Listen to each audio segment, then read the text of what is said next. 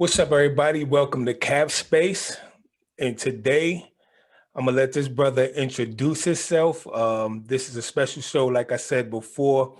Cap Space is gonna be about all sports. It's not just gonna be, I was a basketball player. A lot of people think it's gonna be just geared towards basketball. Uh, I was on Instagram and I saw this brother, and I was like, this should be an interesting topic because most times, African Americans, we play basketball, football, some play baseball. And there are other sports that I encourage parents to start looking into. Everybody doesn't have to taste the basketball and football green, which probably 80% of our kids do. So without further ado, go ahead and introduce yourself. Kweisi Kenyatte. Kweisi Kenyatte, yes, sir. Kenyatte, and you are from I'm from Detroit, Michigan. Detroit. Okay. Born and raised. Now, what made it interesting when I first saw your profile, you look pretty tall. How tall are you? I am 6'9". You you 6'9". 6'9". Okay. Now tell everybody, because you don't play basketball. I mean, you might know how to play, but you don't play basketball. Oh, yeah. Okay. Tell everybody what you play. I'm a tennis player at the University of Illinois. University of Illinois. Now, I do know a little bit about tennis. I have a daughter that plays tennis. If you're playing at Illinois, you're a hell of a tennis player. D1 colleges for boys anyway, they not picking up no fluff. They don't pick up fluff, and again, just watching my daughter been playing for probably 7 years, and I've been studying college and stuff, and I know it's definitely hard for males, period, to go to the bigger D1 schools. So you must be a pretty good player to be playing at Illinois. Weren't you somewhere else before you were at Illinois? So I did 2 years at Valparaiso University. Okay. And then I transferred to Illinois. Sure. Yeah, so did it have anything to do with COVID? No. Prior to me committing to Valpo, I had bigger offers, but I thought I wanted to go the smaller mid-major route, but it didn't end up being. So I made a switch, and here I am. Oh, so are you a junior or a sophomore? Did you get a year back? So yes, I'm a junior. I have 2 more years of eligibility, and potentially with COVID, we'll know at the end of the season if they give us another one. So I could potentially have 3. So let's play it by ear. Okay. So now, how were you tall your whole life? Oh, I was always the tallest kid in my class. One of the tallest people in my family, for sure. Well, I am the tallest person in my family now. So okay, 6'9", 6'9" tennis player. Now, I did see a picture on your Instagram profile, and you was with somebody that looked like they played basketball. Yeah, so my brothers played basketball. Your brothers played basketball. Everybody played basketball. I played basketball as well, but tennis is what stuck. So. With great, like, take me on your basketball journey, because now I was in, and I wore this shirt for you today too, a little tennis shirt. I love that. Too bad my camera set up, you can't see it, but so take me on your childhood journey, because I know all you probably got growing up was you need to play basketball, especially if your brothers play basketball. I can imagine they probably was trying to rough you up to keep you playing, but take me on your journey from when you were younger up to when you made the switch to say, you know what, I'm playing tennis. So I've been playing tennis since I've been 3 years old. Wow. My dad played football, basketball, and baseball like many traditional guys. My dad was born in 1954, so he grew up playing everything. Back then, guys played everything. Yes. So my dad, when I was born, my dad was around 45, so he needed a sport that he could play. Slow down game. Exactly. So he saw some guys playing tennis in the park, and obviously he was more athletic than the old heads playing. So yeah, he started playing. And by the time I was born, my dad was playing tennis. And when my older brothers were born, he was playing basketball. So that's how that ended up happening. But I'd always really loved basketball. It was always my favorite sport. I had played basketball literally my whole life, on teams, travel teams, AU teams, the whole nine up until about 6th grade. And then that's when it got to the point where it was like, okay, it's time to choose. And to be honest, my dad kind of made the decision for me. But I mean, I thank him for it because Really? obviously, oh yeah, my dad, He's you know, I awesome. won't hold back. Yeah, my dad kind of forced me to play tennis, but you know what? I ended up loving it. So I mean, I don't regret the decision to this day. But so sixth grade, that was when I stopped and really started focusing on my tennis. And then seventh grade, I moved to Texas to play tennis. Hmm. And eighth grade, I moved back to Detroit and played on the basketball team. And then after that, that was pretty much my last time playing like organized basketball. You know, Hmm. obviously when I went to high school, they were trying to get me to play basketball or Yeah. whatever. But That was my next question. How tough was it for you to, because like I said, I only could imagine, because like I said, the first thing when I saw you playing tennis, I said, hold up, because I think you was at Valparaiso, and I said, dude is tall and he oh playing yeah, tennis. And then I looked through your profile and I seen another guy, you with your brother, I think, or your dad, and they were tall and they had a basketball uniform. I said, yeah, these are wow, my so brothers. Yeah, that's a story. So you're 6'9". yeah, You've been playing tennis now majority of your life, because you said you yeah. stopped in the 8th grade. And I Basically. know coaches, I know people Oh, just probably plucked at you the whole way. And probably oh, still, I oh, mean, 6'9", every I'm day, sure every day. Illinois is probably like, come on, man. There's not a day that goes by I don't get the, oh my God, how tall are you? Do you play basketball? You must. Oh, I know Yeah, you're on the Illinois team. I know, especially yeah. with the mask on, you can't really tell who's who. Oh, I know you're on the team. I know this, I know that. And it's just, you know, especially growing up in Detroit, like I'm not like most tennis players. I'm not from the suburbs. My parents don't have a lot of money. So Yes, I really that's, got it from nothing, you know, and yes. so obviously growing up in Detroit, you can imagine tennis ain't in Detroit, you know, like Yeah. and Yeah, I'm huge, you know, I'm this surprised. I'm surprised Jalen Rose ain't come knocking on your door. yeah. So it was crazy, but I'm here now, and I like I said, I don't regret the decision. Okay, so who was some of? And I know you said your dad, but who was some of the other influences you had coming up playing Um, tennis? I had a childhood coach, God rest his soul, Leon Drew. That was he was basically a Detroit rec department coach who really got me started in the game. Wow. And I say My dad, wow because, and I don't mean to cut you off. I say wow because that's how my daughter started. yeah, My daughter, they had free parking recs. Here we in Richmond, mhm, Virginia. They had the whole summer. They had it for free. When she first went the first day, mind you, I wasn't going to take her because it was raining a little bit. But I said, you know what? I told him I was coming summer, so I'll come. I brought her to there. I brought her there, and she went. And the first day, it clicked. Like she didn't.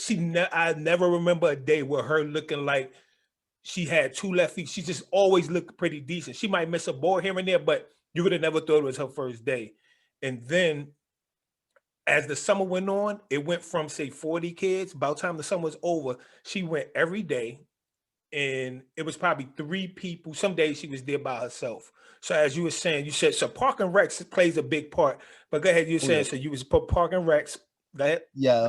It's just a bunch of inner city kids, you know, getting us to do, you know, other things. Obviously, I was lucky enough to have both my parents, so I wasn't a troubled youth or Yeah, anything yeah. like that. But I there's got it. other kids who didn't have, you know, parents looking out for them. So Coach Leon Drew, like I said, God rest his soul, he died about 2 years ago. He was just a guy who like would just take a whole bunch of kids in the inner city and just have them doing something that's not bad, you know, that's not Yeah, selling yeah, drugs, you know, yeah, breaking into stuff, you know, yeah, just on the tennis court. So it was literally just a bunch of us just on the tennis court playing. And I mean, it didn't take me long before it was like, wait, this kid's different. Like yeah. he's different. And like I said, it stuck. And also my coach Sam Poole, he's been a big part in me getting to where I am now. And obviously the coaches I have now at Illinois, Brad Dancer and Marcos Ase. Can't forget my Valpo coaches, Dave Bacala and Jim Doherty. Those are some great guys too. I'm probably missing a few guys along the way, but yeah, they Yeah, made that me who I and it's funny because that you say that a lot of people don't know tennis is a very expensive sport. oh, it It's is very they so will you have to pay for everything. It's everything. not like it's not like Unless, I mean you can find some tennis courts, but if you don't know what to do with them, it becomes useless. You know, it 100%. totally becomes everything is so technical, you know, Oh from yeah. your swing patterns and understanding Mhm. angles and everything. You know, basketball yeah, it's hard, but you could you could watch it on TV and get a feel for what you should do again. In tennis, is like, 100%. nah, you need a little more. Because when my daughter was playing, like after the second summer, the guy who was helping her said, look, I don't have anything else that I can help you with. I have to Yeah, pass you on to somebody else because your game is exactly. beyond what I can teach. And I'm like, Exactly. you know, to me, being a basketball player, I was like, come on, man. What are you Like, talking about? well, Yeah, yeah. Like, yeah. Yeah. Yeah. So did you play a lot of tournaments growing oh, up? I played tons of tournaments. United States Tennis Association, USTA. I played tons of tournaments. I was a 4-star recruit coming out of high school, 74 in my class, which technically is a 5-star. So, Yeah, you know, yeah. Trust me, I know the rankings. I've yeah, watched the rankings. Like I said, I've grown to love the sport of tennis. Now, mind you, what's funny is I grew up in Harlem, New York, in Richmond, Virginia. But my up until 16, I lived in Harlem, New York, and we had a tennis center on 144th and Lenox Avenue. I never stepped one foot in there. I heard the rumblings about it, and once I'm sure you know who James Blake is. of Once he course. once he started winning, and they was like, well, he trained at you He's a 5 know in the world. the spot. Yeah. Yeah, they was like, well, he trained at Harlem, and then I started putting it together. I was like, wow, that's impressive. And to me, being a basketball player, it's like one of the uh most prestigious tournaments was Holcomb Rucker, which was on 145th and Lenox Avenue, which was a major tournament. I would go there, but I would never stop at the tennis center. But I try to tell my friends now, with kids, like go check it out. You never know, Tennis is what changing. what, It's what could come evolving. from it. Yeah, what could come from it. So did you have a lot of friends like, and I know you said it was through Park and Recs, like did y'all have a group with that helped you with your skills Oh yeah, or oh were yeah. you I've just had mhm. So obviously, like you were saying with your daughter, how at a certain point in tennis, you grow out of a coach. Is So I started with my Parks and Rec group, and then like I said, I had an older sister who played as well. She played in Oh, college as well at UAPB, okay. University of Arkansas Pine Bluff. I So, know what it is. I got you. oh, I'm about to say, of course you do, yeah. No, I And got you. and so then we went to the suburbs. So we started off in the inner city of Detroit, Hmm. and then obviously we surpassed that level. Then we branched out to the suburbs and found these other, black people that were out there playing, and then we started to mix in with the white people and the Asian people. And next thing you know, we're everywhere. We're all around Michigan, So like, I mean, just now, like I can pretty much go into any club in Michigan and hit on the court for free Yeah, because I mean, and that's definitely one of the good things about once you branch out and start to meet people. yeah. But so from like, and then I know you said you played a lot of USTA tournaments and you started in Parks and Recs. What do you think the USTA could do to grow the game of tennis in, I want to say, low income areas, or like, because like when I came up, I played basketball, and it was like I think Nike, I would say, helped a lot of the youth. Like they pumped a lot of money in the programs. I mean, I remember, I think I was 11 years old playing in this tournament called the Little East League, which they pretty much mimicked after the Big East. They just made a Yeah. tournament and formed it around like Syracuse, Providence, like all the teams that was in the Big East. And I Mhm. remember Nike, well, I guess it was Nike come in, they talking to the guy who ran it in Tone Rosa, which was like it was his league. And then he was like, yo, what's our sneaker sizes? And I'm like, sneaker sizes? We give him the sneaker sizes. Next week, we all had brand new court for us. Then you had Nike starting to refurbish the courts, Mhm. and Nike started doing. So do you think there's anything the USTA can do to help really grow the game of tennis? 100%. I feel like this is my personal opinion. I think that they just need to get into the community because there's Mm, talent in there. Like there's tons of potential. Like if you think I'm the only 6'9" black kid, in inner city, you're crazy. And if yeah, you put a racket in my hand, you know, and okay, I just want to say this really quick. I feel like a lot of kids think that all they can play is basketball and football, and that's what I thought. that's what they I'm see. tall, I'm long, I'm lanky. That's all I thought I could play. I would have Hmm. never guessed in a million years I can be a successful tennis player. And Hmm. it's like we don't, they don't even know this sport exists. Yeah, You yeah, know, and the crazy part about me is like I have friends that live in the hood still, and they comment on my picture. Yeah, keep going. Like they love it. yeah, Like yep. and if they had the like a USTA headquarters in an inner city.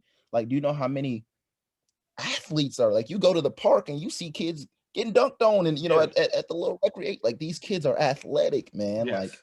and if you Yes. can get an athlete and turn us into and like you said, tennis is a very technical sport. If you can get us who are already more athletic and give us those skills, oh man, like, Yeah. oh Yeah. man, I like, think one of the things I look at too is making it a cool factor. Like when you look, even like Serena and Serena, they made tennis popular for girls. 100%. They make tennis very popular for girls. And then, even like players like Azarenka, she come on, she got the headphones on, she got the bot. For the guy, from the guy standpoint, I'm not going to say the guys are prudes, but I mean, it's just, I think we need that person who can help cross the sport over. Like we need, Yeah, or mix fashion into it where people yeah, start to see it. We have to make it more visible, make it more accessible, not just say, hey, we have grants that we could give the community, but you have to follow all these guidelines. Once you start doing that, you're going to wipe out a lot of people, because now it seems like you're starting to control. And I know I mm, understand, like, it's your resources, but I think you have to be able to work within other people's circumstances as well. You 100%. get what I mean? Because I know people who have, and I have a nonprofit where we serviced over 80 to 100, 82, maybe 100 kids in the last 4 to 5 years. And I do it because, again, I'm trying to do the same thing for other kids, what has been done for my daughter. Yeah, You get what I mean? Regardless of, and she always says she don't want to go pro and things like that. And I totally get it. But the people you meet, the traveling you get to do, like, going to tournaments oh, and it's meeting crazy. people.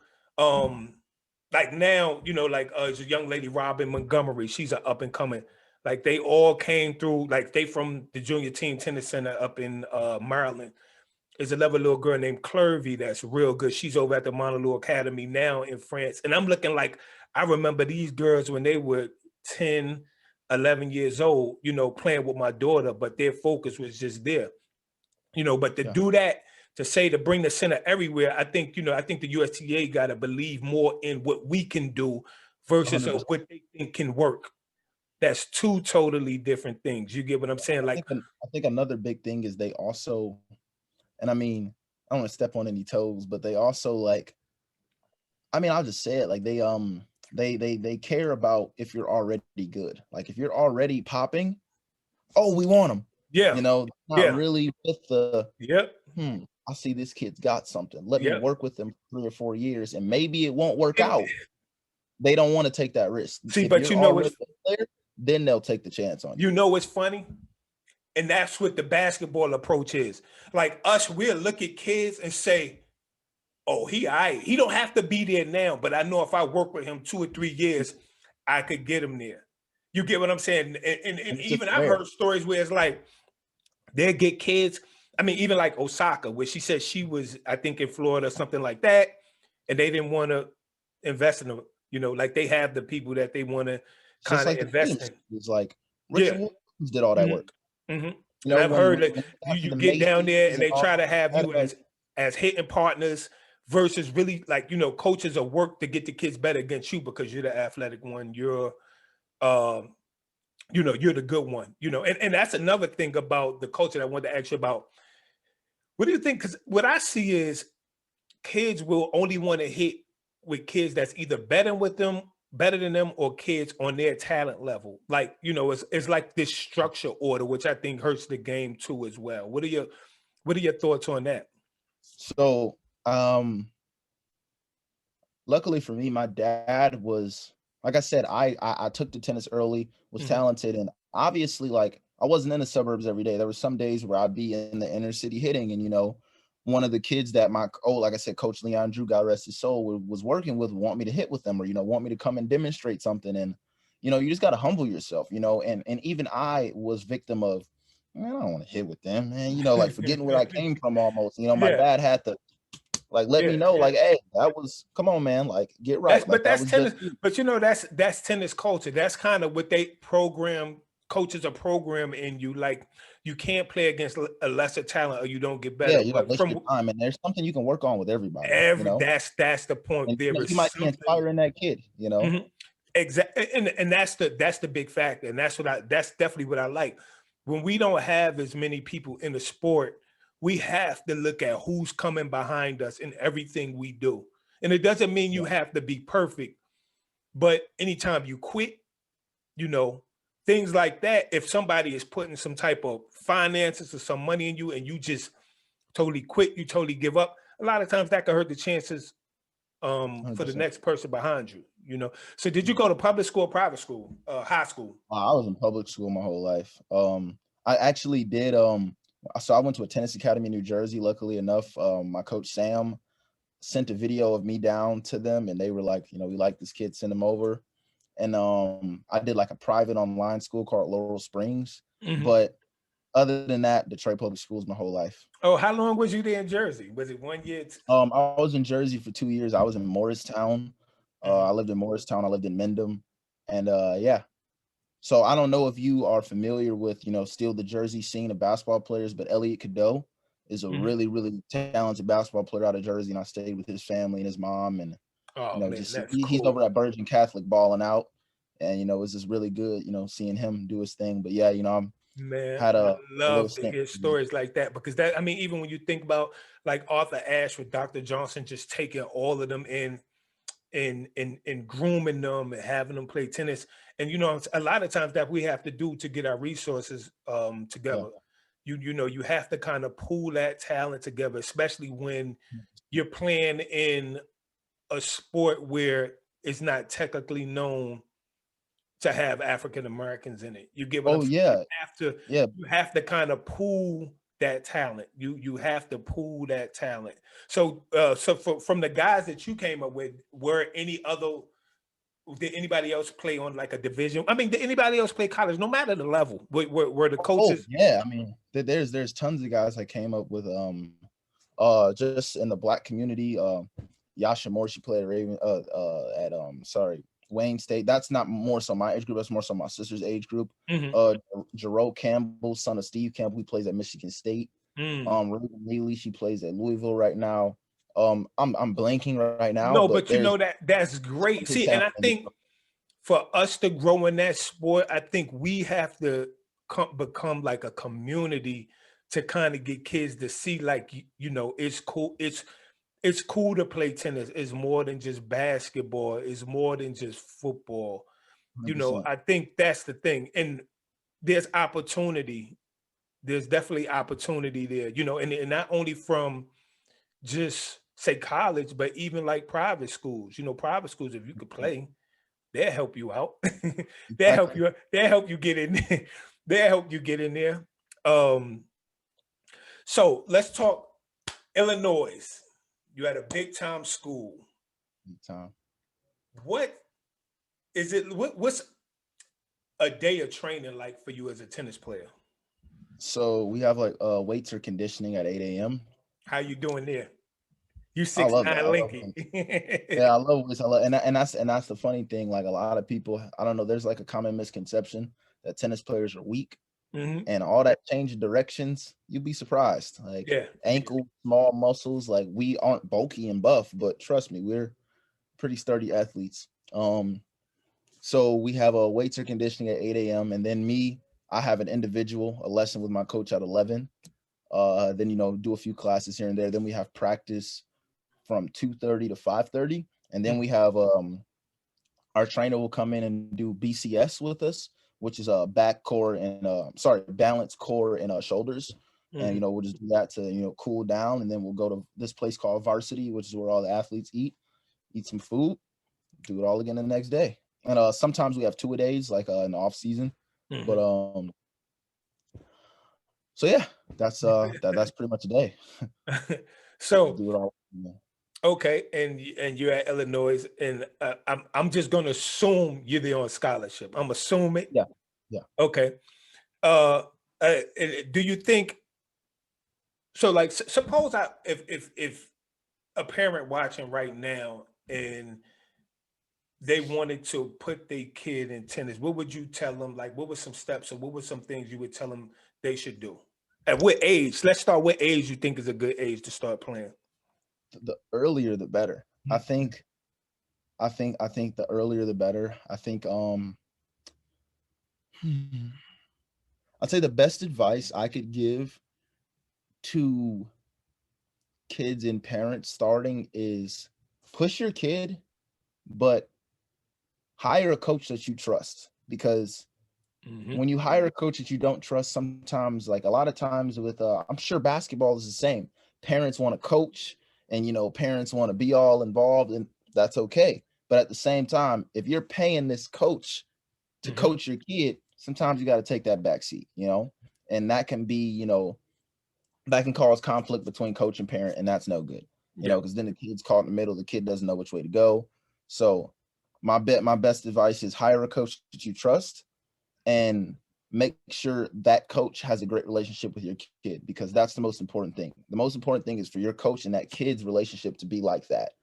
And if that coach trusts in that kid and believes in that kid, your kid is going to trust and believe in that coach, and it'll be a great relationship. And that's pretty much my advice right there. Work hard at it. It's not easy. Tennis is one of those sports where one day you'll be playing great and the next day you'll be sucking, but you know what? You just got to keep your head on straight. Just keep pushing. It's not easy. Yep. So let me ask you this. I'm going to throw a curveball at you. What if they can't afford a coach? Because it's pricey. Yeah, it is. Pricey. And that's the thing. A lot of times, I'm not going to say we couldn't afford a coach, but my dad definitely started me out and has had, obviously, he's the reason I am what I am, A wall is all you need, really. A tennis ball and a wall. Like, let my dad tell the story. He'll tell you I taught myself tennis, because my sister's 5 years older than me. So she was the one getting all the coaches and all the training, and I was the little kid with the big old head tagging along. Yeah. And my dad would send me down to the wall, and I would just hit on the wall all day long. And eventually my dad looking down like, hold on.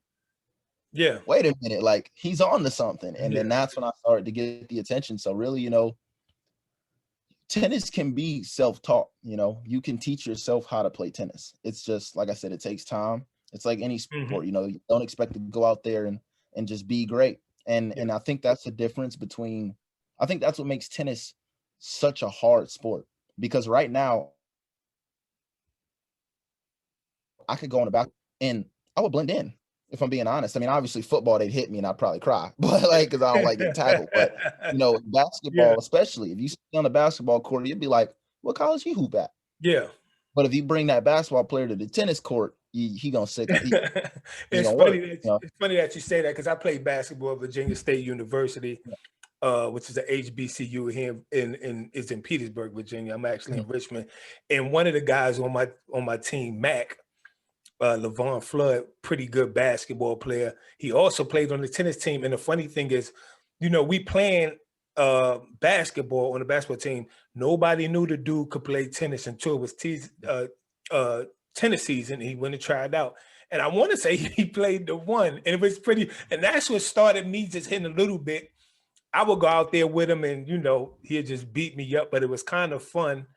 And I just enjoyed it. But now, if people see me hitting, I've been hitting for 7 years with my daughter, starting out hitting with a red ball to the orange ball. So I had the full progression of what a tennis player will have these days, which, I mean, I might be what they be having, like 3.0. That might be a 3.0 or something like that, So, but definitely a wall. And I only ask that because, like I said, a lot, and that's what I try to do, is be informative to people. That was one of the reasons I started my organization, was to try to help people. And we have some real solid females now. It's about 90% females, probably 10% male. We have some real solid females now that's doing pretty good. Yeah. But definitely, and I think that's why I asked, because I've heard the stories of people saying that they got pretty good on the wall, but at the same time, just understanding like footwork, And it's funny Why because and get on YouTube. Get on YouTube yeah, that and look too, up definitely. I'm the watch master Federer. You on know, YouTube. study. You gotta be a student of the game. It's just like Mhm. any sport, like basketball. I'm sure you guys watch a ton of film. Yeah, It's just yep, like any sport. Slow yep. motion, you know. But and that's another thing. That's another thing. Like make it your own. Like don't go look at Federer or Serena and I'm gonna be Federer and Serena. There's only one Serena and there's only one Federer. Yeah, You be you. Okay. You could take what they do and mix it in, but you'll never be them. I think that's another big issue that happens. Like yeah, you gotta be you. You gotta be you. So yeah. So who is your tennis influence? Like from I know your dad, but from yeah. a pro standpoint, who was a player that you looked up to? So Gael Monfils is a 6'5" black tennis player from France. I love Oh, him. Mr. So exciting. Showman. Yeah, Yeah, I love Kyrgios. He's exciting as well. man. Federer is my Yeah. favorite ever. Um, Okay. Serena is obviously my favorite as well. Hmm. And I would say that's about it. I respect tons of games on the Yeah. tour, obviously, Yeah. but those are just my favorite to name a few. Monfils been my favorite since as long as I can remember. Just his raw athleticism. It really reminded me of me because I felt like for a while there, I was the only one. Mhm. It's been so many times where I was the only black kid at the all white. But I I'm think the sure. difference was I'm sure. And I I and I, that's I never, go ahead. no, and I was going to say, and that's another thing, like the grouping where people could start to become good, but they could feel out of place. Yeah, When you start to, and it happens, like you said, if you're good, you'll start to get plucked away. yeah, So now you have to try to adjust without people who you're familiar with, whether culturally, mhm, economically. You yeah, get what I'm saying? It's like now it's oh, like, yeah. your mom might have a Honda Accord and you go to a tournament and now you seeing So Benzes many times, so and many times. Teslas, And and it you just I didn't even realize it when I was a kid because when you're a kid, like mhm, not to say you don't see black but you really don't. you You a don't. kid. And a lot of times I was a kid and I thought I was. It was a few times my dad always had this saying, "Remember who you are and why you're here." Yeah. Because like there was times where I'd go to these groups and these are $90 groups. And I'm playing around, messing around because my white friends is giggling and goofing, so I can giggle and goof. And my Yeah, dad no, would you can't. wait a minute, get right, so like it I was gotta make sure, man. I'm gonna tell you, me and one of my good friends here, and his daughter plays too. And my daughter and his daughter, they go to some high price trainings or something like that. yeah, And me and him are being the stand saying the same thing. And we're getting the car, and it's like, look, we here for one reason and one reason right. only. Mhm. This is paper on the I'll be line. there making friends. Yeah, Yep. exactly, exactly. And it's nothing, it's nothing against nobody, but we Yeah, don't you have gotta that remember type. Yeah, we got to exactly. We take don't have that full type of advantage. money. Yeah, we got to take full advantage of why we are here. Um, so why do you think? Oh, let me ask you this first. Do you think more African Americans should play tennis, and if so, why? Oh, 100%. I say that because your chances of making it as a tennis player are way higher. Like you can go to every door, I'm sure in your community, my community, and that has a son, ask him what do you want to be. I want to be a basketball player.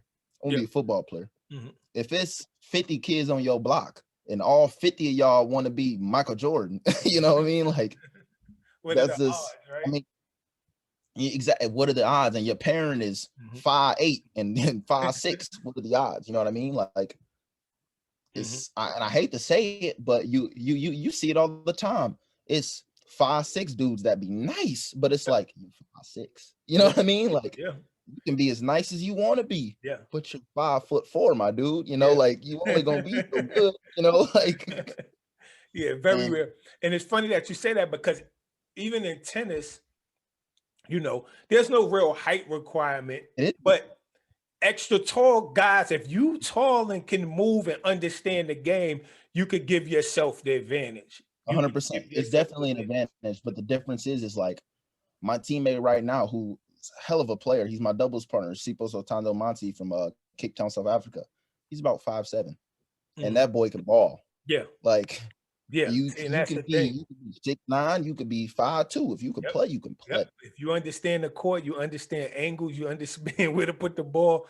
Yep. And it's funny that you say that because, and that's another thing with colleges, when you're talking boys versus girls, guys really, really, really, especially playing tennis, is really competitive because now you're talking the foreigners coming over, Oh, taking up the oh yeah, scholarships. it's so many foreigners, so many foreigners, Yep. and that's what I'm saying. It's just we can do it, man. Like we can do everything. I don't know who put this label on us that we just have to play basketball and football, and that growing up, I heard tennis is a girl sport and this that and it's Yep. this, but now Yep. that I'm at Illinois, people don't say that no more. You know what I mean? Like now that you see, you see me on Instagram, you see me with all these things now. Yep. Oh, it ain't a girl sport no more. Yep. Now it's like, ooh, this is cool, Q. Like I tell you, you can look at pictures and you click on their Instagram page and you see the type of stuff they doing and the life they living. It ain't hot, Yeah. it ain't exactly the best life, but that's my homie. I grew up in the hood with him. Like that's my guy. He played tennis though, and Yeah. it don't make you any less cool. Like Yeah, I and, was and I swear, I swear that's the only thing I think the thing kids need to understand because in like here in Richmond, Virginia, Arthur Ashe is from here. So we have this historical park called Battery Park here. Mhm. And like I said, I grew up in New York. I learned about the history of Battery Park and just hearing guys who were good who played tennis here. And Rodney Harmon, he coaches at Georgia Tech now. Georgia Tech. Yeah, Yeah. yeah, yeah. So he's from here. And just hearing the stories about, they said like the tennis courts there back in the days, they couldn't go to is another park called Bird Park here that was segregated. They were Yeah. forbidding to play there. So all the black people played that Battery, and that's what made them so good. They said, it was like how the basketball courts be. Guys just hanging out, tennis, tennis, tennis all Yeah. day. They train, play, train, play, train, play. So yeah, I think that's definitely one of the things that just making it cool, and, 100%. and it's, I think it's, well, they have that. I was about to say they had a UTR now. I was about to say it's up to the USTA to make it I cool think because things are they govern it. changing now. I think What's that? things are changing because like I remember, obviously my dad would tell me like going to college and stuff wasn't always cool, but now you'll see like even the hood guys that I went to school with, they'll go to a community college, they'll go Yeah, to a they're trying trade to get school. it. So Yeah, I think they they're do. starting to understand like cool is getting your college paid for. Yeah, Cool is college education because unlike like my dad would tell me growing up, like you could do a lot more dropping out of high school, getting a GED. You can't really get a decent job with just a high school diploma hmm anymore. You know what hmm I mean? Like a high hmm school diploma will get you McDonald's. And I'm not talking down on anybody that work at yeah, McDonald's, but I mean, I don't think there's anybody that says, "Hey, I want to make fries for a living." You know what I yeah. mean? Like Unless you're going to start there to try to purchase one, that's what I'm saying. Unless yeah. you're Unless you have a that government, mind thought. Yep. But it's one of the things. Um, what one of the things that strike me, and it's not just going to school. It's not just for the education. To me, it's for the experience, like the people you meet, the you learn to be groups on your you own could get before into, you and like actually especially now. When I went to school, we didn't have social media, but now the world's so small. You never know. You might start a Facebook, you might start an Instagram. You could get in think tanks. Everybody could get in and put their ideas together and come out with something which I think is totally different. There's no rules now. There's no no. rules to be anything. So you have people who don't go to school who can make it and will make it with no problem. Then you 100%. have people who do go to school that will make it too. But I think the thing when you go to school is you start to meet people from other areas where You you start to fuck with network exactly. You don't know who lifetime you'll run into. benefits. You get you get that lifetime network and you get them lifetime 100%. friendships where you could start the bond, you could bounce ideas off people. And again, I think for our people, it's about resources Oh and yeah. trying to get. I like to say think tanks, like everybody thinking about the next move, everybody trying to figure out the next way we could do something positive, whether it's a business or organization just putting things together. So, um, and we touched on like your influences and things like that. So, what's I would say what's next for you? Because hold on, before we get into that, explain to people, because one of the things about tennis that people don't understand is you could be, it's more pros that's not on television that makes money than the big, everybody see US Open, you know, Australia Open, things like that. There's tons of tournaments out there Oh yeah, that you there's can tons. sign up for, that you can make money playing. Describe like a pro, like say just the average, like if you want to, if you declared you as pro right now, well, you can play in pro tournaments right now, right? You could play in pro tournaments, although you're in school, but you only could take a certain amount. I think it's something, Yeah, right? It's some type of rule around that. take 10,000 a year. 10,000 a year for your trainings, right? Is it for the trainings? It's like for travel and expenses. Okay, yeah. Whatever. So Yeah. explain to the people the type tournaments, the type money that's out there outside of probably the big 6 or 7 tournaments that they have, French Open, everything that they have on television. It's tons of money on the table. Like there's prize money tournaments that you can just enter, and you walk away with $200 you didn't have, walk away with $500 you didn't have. And then obviously there's bigger level challengers and futures that you can get into, but yeah, I mean there's tons of money out there. Yeah, and now that they have the UTR, I see UTR tournaments. That's what I'm saying, and that's where all the prize monies are. UTR tournament. I went to go visit my mom in Georgia, and I played these 2 tournaments, Georgia Gwinnett, 250, 350, and that's, I paid what, $60 to enter it. Yeah. 250, 350. You ring it too. I'm supposed to be playing in those. Yeah. So there you go, Yeah, quick buck, definitely. They have one here called the I don't want to get it wrong. I don't want to. It's at this country club called Salisbury. They have it here, and it's for, I want to say, 25,000. Is it 25K? I think the top winner wins maybe 10. Then it's like a 5, then 10s and doubles. So they split up. It's not just one lump sum for. Oh yeah, it's payout. It's tiered out different. Yeah. But it's something like that. And my daughter played. She played in it 2 years ago. Played a girl from college. She won a set. She did pretty good, But with COVID, they didn't have it last year. They might have it this year, though. I'm sure they probably will have it this year because it's a pretty good. And I want to say the girl from UNC won it. I can't think her name, but I know she won it. So, and it draws a lot of, and it's good. I like it because you could get in, you get some experience. Like if you just a junior player, and the majority of the people in there are going to be college kids or people who graduated from college and trying to just come up on some cash, So it's different level tournaments that you can play. Like you said, you could win $200, you can win 500, some it's 4,000, especially now. Like I'm looking at UTR tournaments in 2,500. It's tournaments out there. So you can be a pro, and you might not be able to travel to the bigger tournaments, but if you're good enough, you might be able to sustain and say you're just a pro tennis player jumping from tournament to tournament. So what's next for you? You're at Illinois, you were number 74 in your class, a 4 to 5 star rating, which is great. That's a great, and I'm telling you, people, it's great to see. Especially the resources I had. Yes. Like I played maybe 45 matches a year in comparison to these other guys playing 110, 120. And that's the thing. That's the thing, and that's one of the things that I try to balance. And again, just using my daughter for a reference point, the highest she got on like Tennis Recruit was a 3-star. But if you look at the players that was in front of her, she'll have 6 tournaments. The other players be in their 20s. And I know she's not gonna play. She will tell you, I will play. I'm not playing that much though. I'm not going. I have a life. I'm not going every week, and I don't want to be a tennis player. I don't want to be a pro. I like to play the game. I could play the game, but I'm not. Every weekend is not going to be a tennis weekend for me. And what could I do but respect that? Because it's a lot. It's a lot. Yes.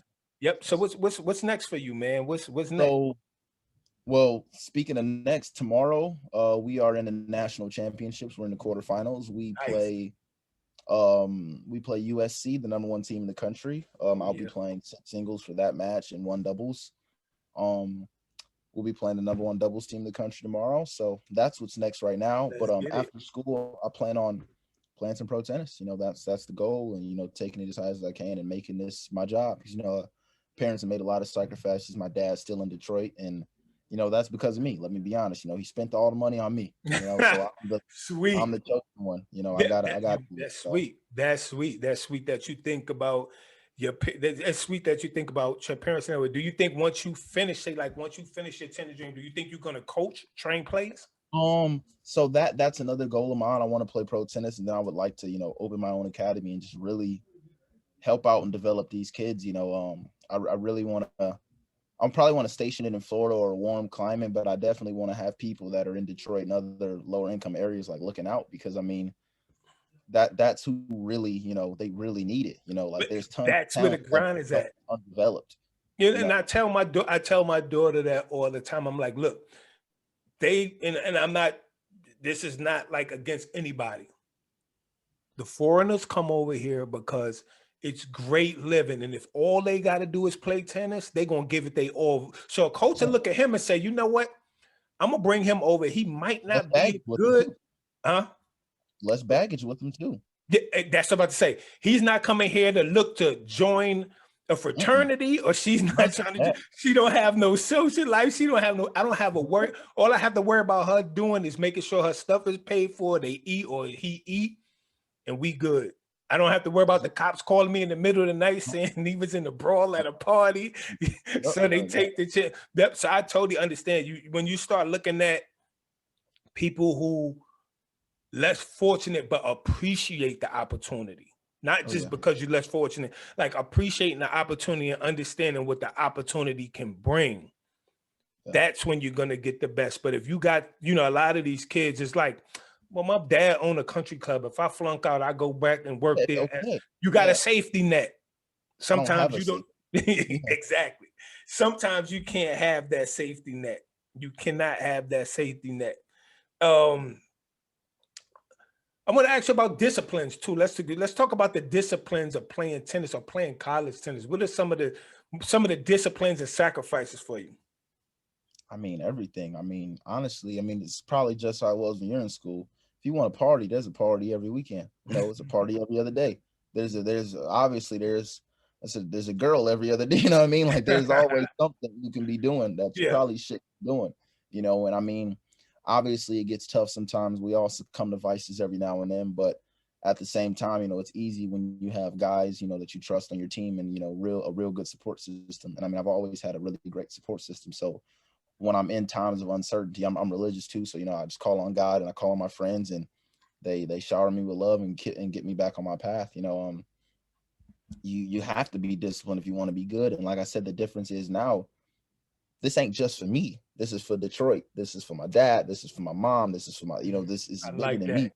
So it's like I made it, you know, and I tell people all the time, like, there's a reason that I'm a 6'9" black tennis player from Detroit. There's a reason I made it, Nice. because there's tons of kids who are just playground legends who never made it, you know, Yeah. like, but I'm here for a reason. So I And have again, to. folks, I'm gonna tell you, folks, I lie to you not.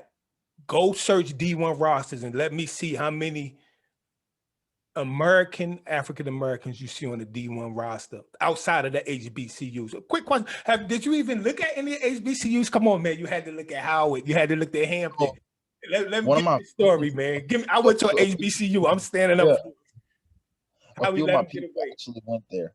I have a friend, Justin Cadeau, Elliot Cadeau, the guy I was talking about earlier, plays basketball. He went to Howard.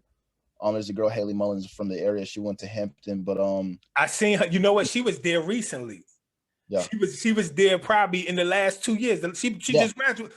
exactly. Look, man, I've been again with a daughter playing, and I know she definitely going to HBCU.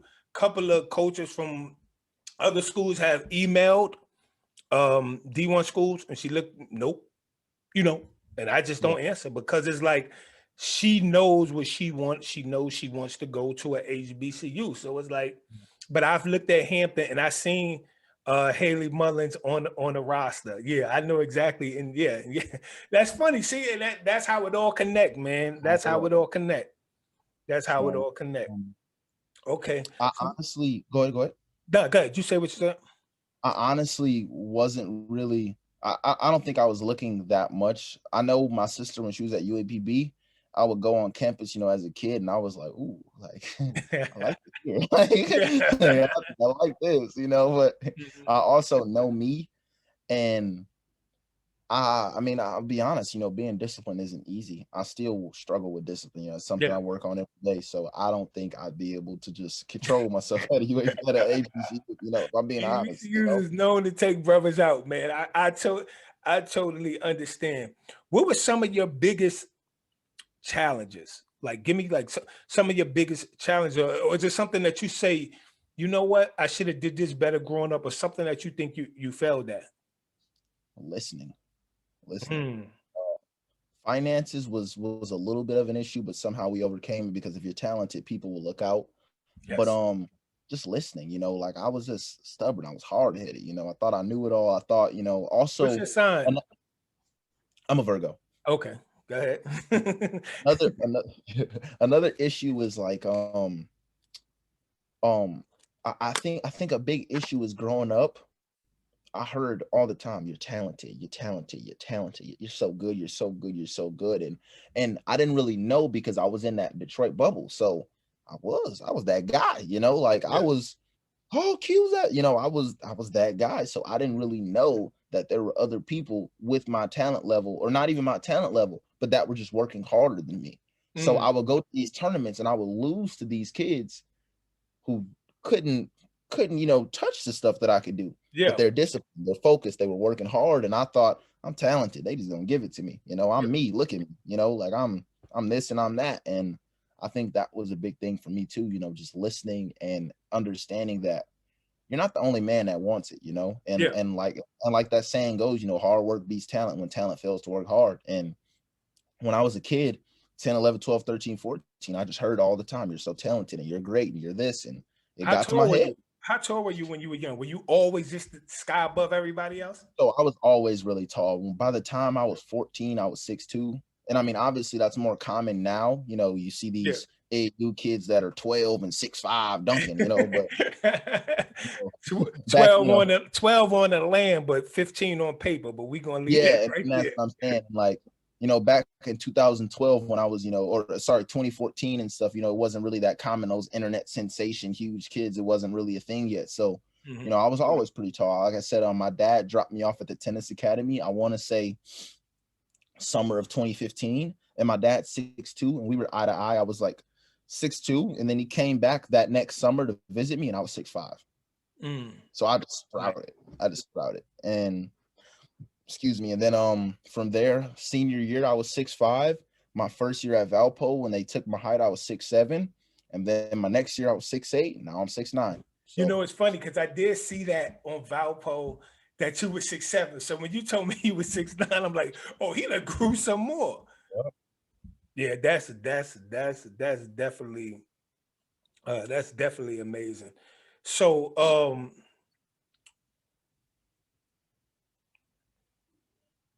hmm, let me see which one I want to go with. I do have more questions.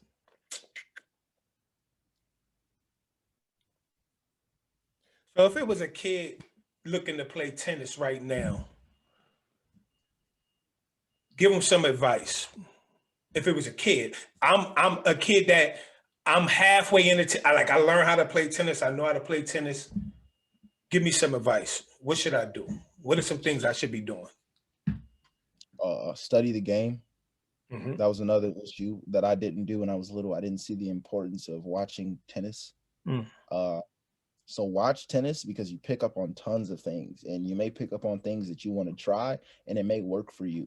Um, and you gotta trust somebody. My dad always said that too. You gotta trust somebody. So, like I said, you gotta work hard, put your trust in somebody, and just block out the noise. Block out the noise. There's always gonna be haters and doubters and naysayers. You just gotta focus. Just focus. If it's really what you want, just focus and go for it. And then you look up.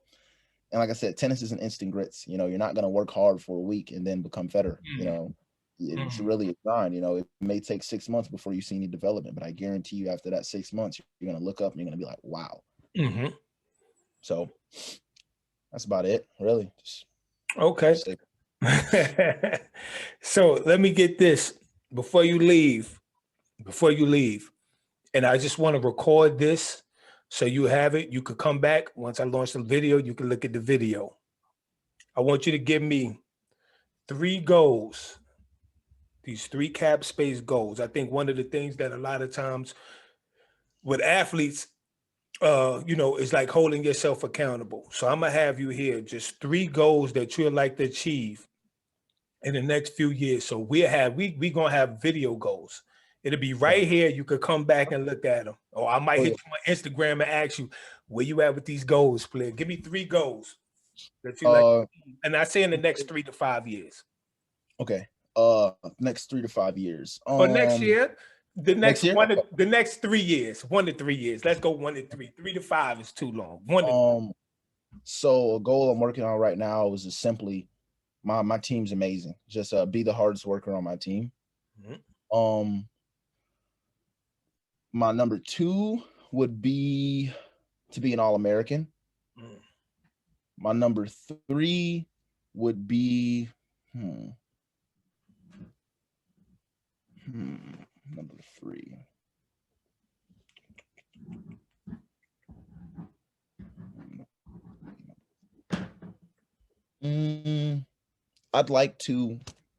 I'll just say it. I'd like to win a futures tournament. Win the futures tournament. There we go. That's 3 goals. Yep.